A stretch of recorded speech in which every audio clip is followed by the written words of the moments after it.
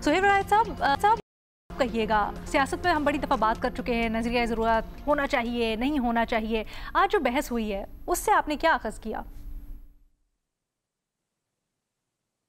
देखिए, मैं तो ज़्यादा इन टेक्निकल चीज़ों को नहीं जानता। मैं तो मोटी मोटी चीज़ों को जानता हूँ कि नज़रिया ज़रूरत जो है वो गलत तौर पर इस्तेमाल हुआ और उससे मार्शल लॉ को जवाज़ मिला।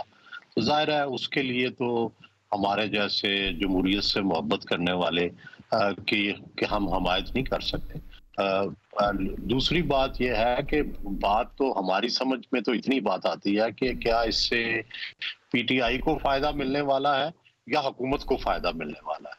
तो हमारी तो इस केस में जो दिलचस्पी है, ये कानूनी पहलू तो जाहिर है ये कानूनदान ज्यादा बेहतर जानते हैं। हम तो जो लोग आम लोग हैं, अवाम, हमारी तो इसमें दिलचस्पी ये है कि जो पीटीआई को जो डिसफ्रेंचाइज किया गया, डिसएनफ्रेंचाइज किया गया, क्या उसका मदावा होगा, और अगर फर्ज करें ये मदावा होता है तो उसके सियासी मंजरनामे पे क्या असरात पड़ेंगे। क्या इससे जो है जो सारा पार्लिमान का जो मौजूदा ढांचा है चेंज होगा, कितना चेंज होगा। तो हमारी नजर तो और अगर ये नहीं होता तो उसके बाद पीटीआई का क्या रद्द अमल होगा।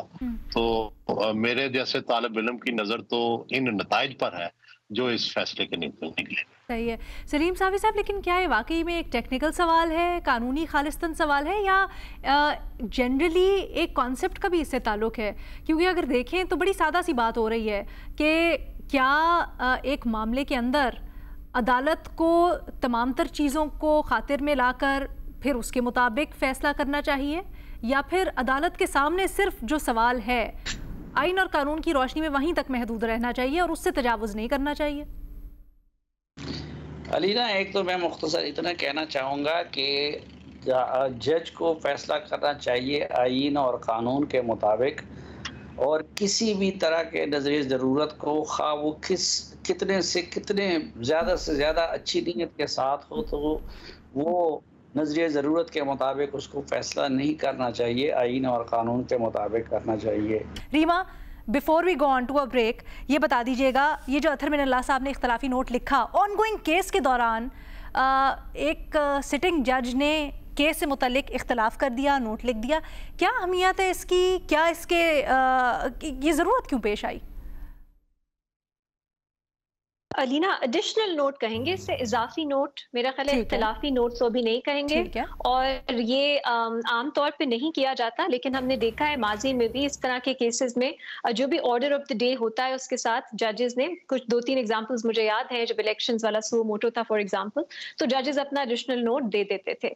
इसका जो डायरेक्शंस है, वो मेरा भी सवाल है कि इसमें जो डायरेक्शंस दी गई थी इलेक्शन कमीशन के को, वो किस हद तक उन पे बाइंडिंग है, क्योंकि अगर सिर्फ एक जज की डायरेक्शंस हैं एडिशनल नोट में, तो मेरा ये सवाल है उन्होंने क्यों महसूस किया, ये लिखना है तो खुद बता सकते हैं, लेकिन नजर आता है कि बेंच पे जस्टिस अतहर मिनल्लाह की एक मुख्तलिफ राय है।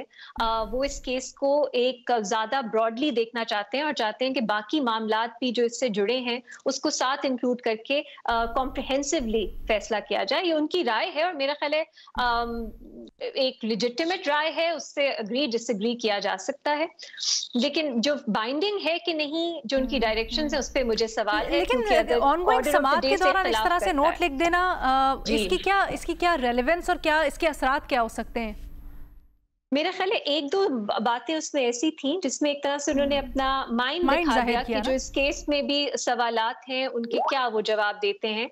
तो मेरा नहीं ख्याल ये अच्छी प्रैक्टिस है। आप और चीजों में बात कर सकते हैं जरूर, लेकिन इस पे मेरा कंसर्न है कि क्या केस के दौरान आप अपनी इस तरह से रिटन फॉर्म में एक एडिशनल अपना जो आपका इजाफी नोट है उसमें डायरेक्शंस भी दें और अपनी राय भी दे दें। लेकिन एक आखिरी बात, एक लाइन कि डॉक्ट्रिन ऑफ नेसेसिटी में और आइन की एक हार्मोनियस इंटरप्रिटेशन में बहुत फर्क है। हमें इन्हें सिनोनिमस नहीं बना देना चाहिए। नुकसान यहाँ पे सिटीजन्स का होगा और फंडामेंटल राइट्स का होगा अगर हम ये नाइंसाफी करेंगे तो।